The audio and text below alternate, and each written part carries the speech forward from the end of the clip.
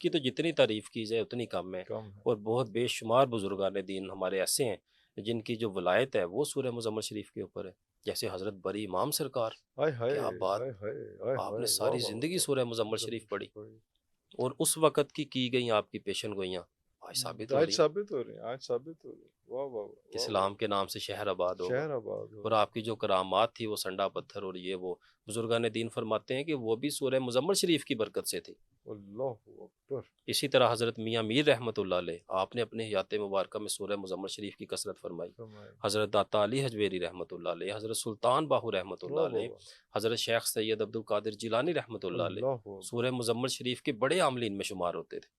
اللہ ماشاءاللہ. اکبر. تو اللہ تبارک تعالیٰ نے کیسے کیسے کرم نوازیاں فرمائی ان کے اوپر ماشاءاللہ.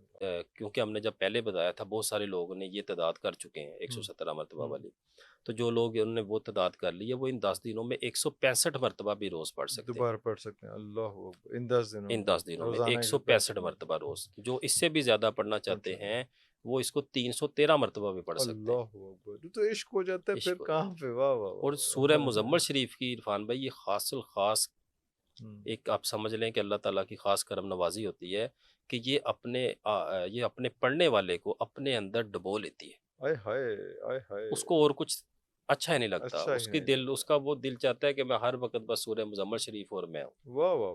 اور ہر طرح کی اللہ کی مخلوق جس میں موکلات، جنات، پریاں اور شاہ جنات، یعنی کہ کوئی ایسی مخلوق نہیں ہے، ایوان، ہر چیز الحمدللہ اللہ کے فضل و کرم سے سورہ مزمل شریف پڑھنے والے کے اوپر منکشف ہوتے ہیں. اللہ اکبر. یہ ایسا اللہ اللہ کا خاص کلام ہے.